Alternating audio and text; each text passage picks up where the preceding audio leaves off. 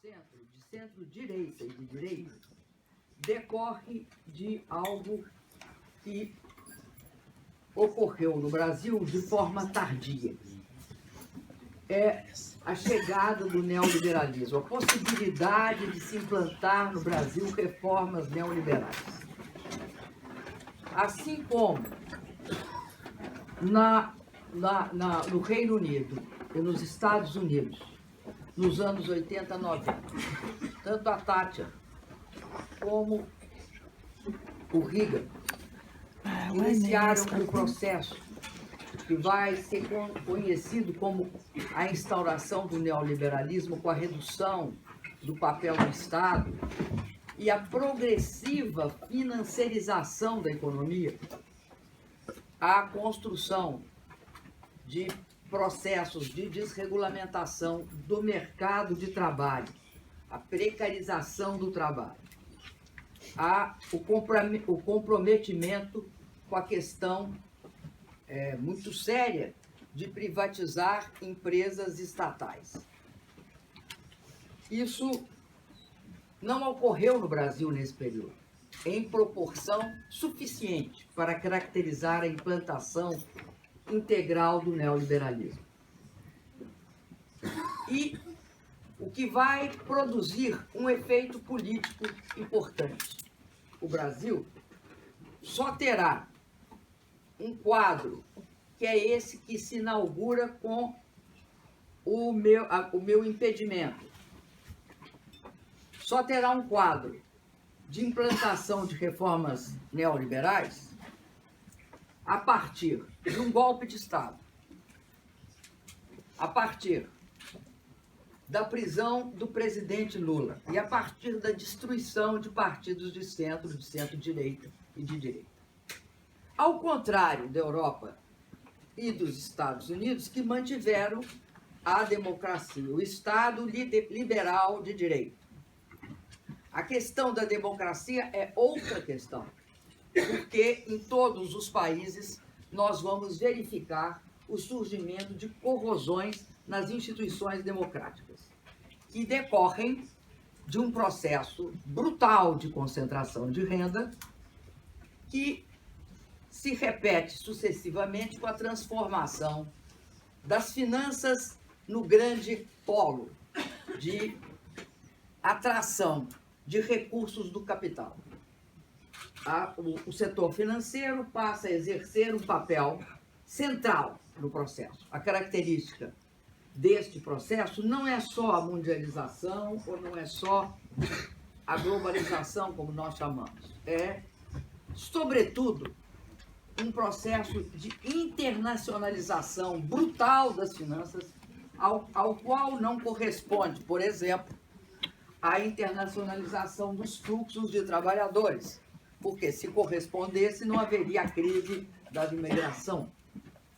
Mas esse processo de grande concentração não é só de renda, nem só de riqueza, é de transferência também de recursos, de pequenas e médias empresas para grandes empresas oligopólicas internacionalizadas. Esse é um processo que se coloca como sendo necessário de enfrentar. Eu assisti uma discussão no Labour Party em que um economista dizia o seguinte: tem dois grandes agentes atualmente no plano internacional. Um são os grandes grupos financeiros e as grandes empresas, e outro é a economia chinesa, com o Estado chinês construindo um processo aceleradíssimo de crescimento econômico e de influência internacional sobre os fluxos. Tendo a achar que ele descreve parcialmente bem esse processo. Ele é mais complexo, ele tem a ver também com a chegada nesses países e em todo o plano internacional da inteligência artificial. Mas o nosso problema não é esse. O nosso problema é saber que, ao contrário do que ocorreu na Europa e nos Estados Unidos, não se repetiu no Brasil, e também ao contrário do que ocorreu nos países latino-americanos, não se reproduziu no Brasil a possibilidade de implantar reformas neoliberais no marco do Estado liberal de direito. Por quê? Por algum defeito congênito do país? Não. Nem tampouco porque a nossa democracia era jovem e frágil. Isso é verdade. Ela é jovem, extremamente frágil, até pelas condições da transição da ditadura para a democracia, que foi, como sempre ocorreu no Brasil, um pacto negociado por cima. Mas eu acredito que a grande razão é porque, a partir do governo Fernando Henrique Cardoso, que era o governo de corte mais liberal, né? Era um governo democrático. Ele passou a enfrentar o que hoje enfrenta a Argentina mais uma vez. Ele enfrentou, isso é muito escondido no Brasil, ele enfrentou uma crise cambial brutal. Ele segura, assim como a Argentina segurou, ele montou uma âncora em cima do dólar. E quando o Fundo Monetário entra, o Fundo Monetário entra da forma como ele sempre entra.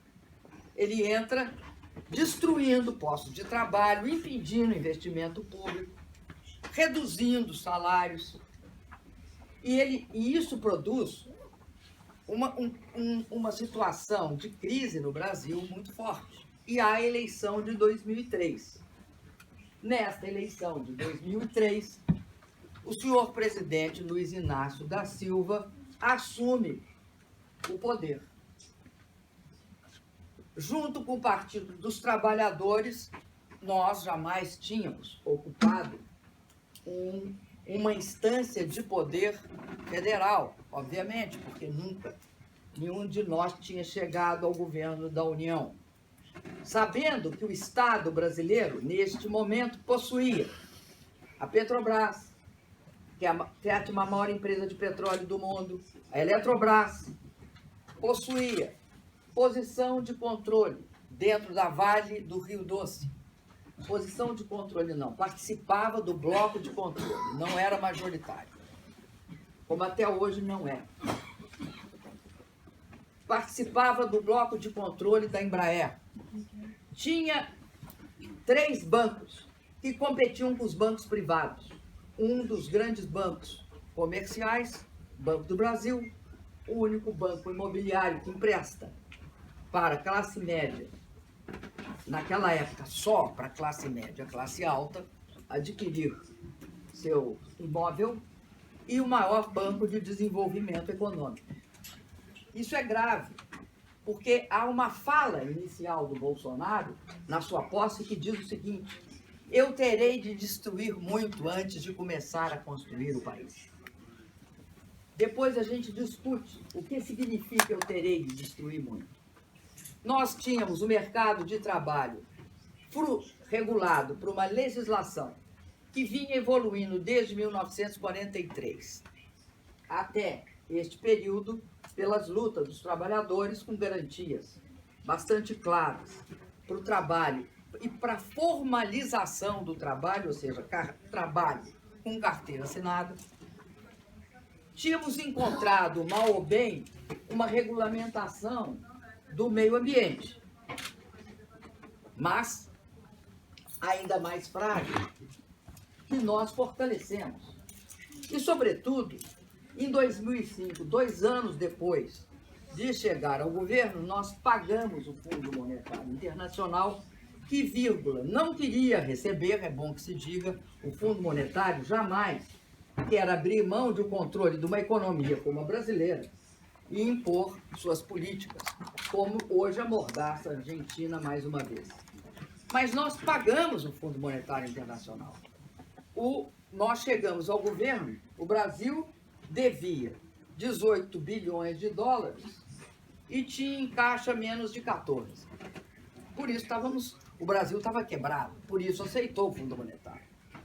Nós pagamos o Fundo Monetário e acumulamos 380 bilhões de dólares de reserva, num processo que isso chega até o meu período, para chegar a esse montante. Enfim, barramos a entrada do neoliberalismo. A financiarização ocorreu no Brasil independentemente de barrarmos o neoliberalismo, porque o processo de financiarização nada tem a ver com o controle do Estado. O processo de financiarização tem uma certa autonomia. O Estado pode dificultar na regulamentação financeira, mas a regulamentação dos fluxos de capital foi bastante flexibilizada e estendida para o mundo inteiro a partir do governo Clinton. E nós temos essa relação estreita com os mercados, como todo mundo tem, com os mercados financeiros do Wall Street. Este quadro transforma o governo Lula e o meu numa barreira para a chegada do neoliberalismo. Esse é o problema. O problema não é outro. O problema não é só político. O problema é que não conseguiram estabelecer as reformas neoliberais. E aí o que acontece? Acontece o seguinte: enquanto houve uma situação econômica de crescimento, e ela ocorreu de forma bastante significativa no período que vai de 6 a 10, de 2006 a 10, nós estamos na contracorrente do que acontece na economia internacional, que é a crise de 2008, a crise do euro em 2011 a 13, e a política americana de quantitative easing, porque eles não praticam o austericídio que eles pregam, né? Eu acho que o Banco Central Europeu descobriu isso um pouco depois, porque vai baixar os juros a zero para poder girar a dívida dos bancos só a partir de 13, se eu não me engano, quando o Draghi chega à direção do Banco Central Europeu. Bom, nós não temos essa crise. Nós seguramos essa crise, como a China segurou a crise. O que nós fizemos? Nós fizemos uma política anticíclica, uma política fiscal anticíclica. Por que o Brasil podia fazer isso? Porque nós não tínhamos crise cambial. Quem tem 380 bilhões de dólares tem uma espécie de um bloqueio a qualquer tentativa a clássica tentativa de crise do balanço de pagamentos. Nós não tivemos isso a partir do governo Lula. Antes do governo Lula, sempre a nossa morte foi a crise do balanço de pagamentos e a crise cambial, que é o que ocorre hoje com o Macri na Argentina, e que ocorreu conosco em 2000 e com eles em 2001 e 2002, quando eles tiveram, em uma semana, 6 presidentes. Então, no Brasil, esta era a situação. Nós tentamos várias vezes ampliar a ação do governo, avançando das políticas de transferência de renda para distribuição de riqueza, que é diferente. Influir nos fluxos de renda é uma coisa, influir nos fluxos de riqueza é outra. Né? Em 13 anos você não faz tudo isso, mas fizemos parcialmente, porque riqueza no Brasil significa terra, casa, aposentadoria digna e educação de qualidade. É isso que significa, é o mínimo. Mínimo minimorum para um país como o Brasil, que tem um estoque de miséria imenso, que só saiu do mapa da fome da ONU em 2014, no final do meu governo. Nós tivemos que fazer um esforço para tirar 36 milhões, não é da pobreza não, falam errado, é de outra coisa, miséria extrema. É abaixo da linha, é muito abaixo da pobreza. Miséria extrema. Pobreza pobreza pode ser uma coisa digna, miséria extrema não é. Este processo, ele vai. Quando começa a crise internacional, nós temos um problema sério. Coincide com o início da crise internacional o que se convencionou chamar do mensalão, que foi a aplicação de uma teoria alemã a julgamentos políticos no Brasil. Essa teoria é conhecida, mas o próprio teórico alemão ele denunciou como sendo algo inadequado a utilização pelo sistema judiciário brasileiro da teoria do direito do crime, não é do crime, do domínio do fato. Tem hora que me foge também. A teoria do domínio de fato ela é muito interessante. Ela foi empregada para se julgar grandes criminosos de guerra. Quem que é a teoria de domínio de fato? Eu vou dar um exemplo assim, muito singelo. Vocês vão achar que não é assim, mas aconteceu. Se você é presidente da República, você tem uma posição na hierarquia, certo? Tudo que ocorrer abaixo é sua responsabilidade. Eu já vi a teoria do domínio do fato tentarem aplicá-la a mim. Era muito difícil, então eles não conseguiram. Comigo eles preferiram outro caminho, que chama-se criminalização da política fiscal. Tornar a política fiscal um crime. É crime se você tiver uma política que subvenciona as pessoas mais pobres do país com a maior desigualdade do mundo. Não porque não tenha país mais pobre, mas porque o Brasil é um país que tem muito mais rico que os países mais pobres.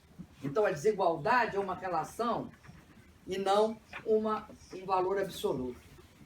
A teoria do domínio do fato, ela surge justamente no momento em que o presidente Lula vai concorrer à sua reeleição. E eles apostam, porque sempre, até um determinado momento, eles subestimavam Lula. Nessa teoria, nesse momento, eles acreditam que era bom deixar a gente sangrar, e sangrar seria continuar da forma como estávamos, porque acabaríamos caindo. Eles subestimavam o Lula. Eles achavam que o Lula era um operário e só alguém das classes altas podia estar influenciando ele, fazendo a cabeça dele. Não percebiam o talento político e a capacidade do Lula de fazer a gestão complexa de um país como o Brasil. E eles, então, tentam de derrotar o Lula em 2006. E repetem todo o processo de denúncia contra ele, só que naquele momento não conseguiam construir nenhum processo claro de lawfare, porque não tinha os órgãos policiais, não tinha os órgãos do Ministério Público, nem de parte do Judiciário, armado para isso. Então, o presidente Lula ganha a eleição em 2006, apesar dos pesares, apesar de uma das campanhas de difamação mais fortes. A gente nós tínhamos e temos um hábito muito grande de aguentar a campanha mais destruidora da mídia. Porque no Brasil a mídia oligárquica, dirigida pela Rede Globo, fez essa campanha contra nós sistematicamente. Mas a gente tinha o couro duro, isso não era o problema. Então, ganhamos bem a eleição de 2006. Ganhamos a eleição de 2010. Aí já eram 3 eleições que a gente ganhava. Quando chegou na eleição de 14, a situação era extremamente conturbada, extremamente tensa. É importante que vocês saibam que em dezembro de 2014, o Brasil tinha a taxa de desemprego de 4,6%. E é por isso que eu ganhei a eleição. Eu não ganhei a eleição pelos meus belos olhos, que são belos. Eu ganhei a eleição porque a taxa de desemprego era 4,6%. Esse processo, ele estava numa fase de grande problema, não estava tão claro que isso ocorria. Quais eram os problemas que se avizinhavam? Houve, em 2014, uma das maiores quedas no preço das commodities. Todas elas, petróleo, etc, etc. Houve a saída dos Estados Unidos do quantitative easing, o que criou um problema fiscal, não, criou um problema de valorização do dólar, portanto influenciando a inflação. Além disso, nós tivemos a desaceleração brutal da China, do nosso ponto de vista. A China vinha de uma taxa de 10%, cai para 7 ainda. 7 ou 8, não me lembro mais. Mas é isso, começa a cair, que vai dar os 6 e pouco agora. Ela tem uma recuperação e depois volta a cair. Para nós era importante. A China é o nosso maior parceiro comercial e de investimento. Tinha mudado a relação do Brasil com o resto do mundo há bastante tempo. Nós tínhamos uma relação, primeiro, com a China, segundo, com a Argentina e a América do Sul, terceiro, com a Europa, e os Estados Unidos chegava, no final, a um quarto lugar. Depois, com a crise do euro, inverteu. Estados Unidos foi para terceiro e a Europa para quarto. Era essa a situação no Brasil. Aí o que acontece? Esta crise ela é propícia para se dar aquilo que a Naomi Klein chama de a receita do senhor Milton Friedman, que é: aproveite uma crise econômica, apresente um programa político e faça com que o politicamente impossível se torne no politicamente inevitável. Qual era o politicamente impossível? Ganhar uma eleição baseado numa pauta de reformas neoliberais. O que era o politicamente inevitável? É construir um processo de impedimento e, com esse processo de impedimento, construir as condições para se implantar as reformas neoliberais. Aí, nesse processo, teve de tudo. Tudo. Agora, fica cada vez mais claro. Porque para dar esse golpe, tiveram de criar um clima. E criaram esse clima. Eles aproveitaram de um fato político, que é mais fácil. Tá algum problema? Quê? Il y a quelqu'un qui fait trop de bruit avec son casque en français. Je sais pas, c'est à l'air de venir d'ici.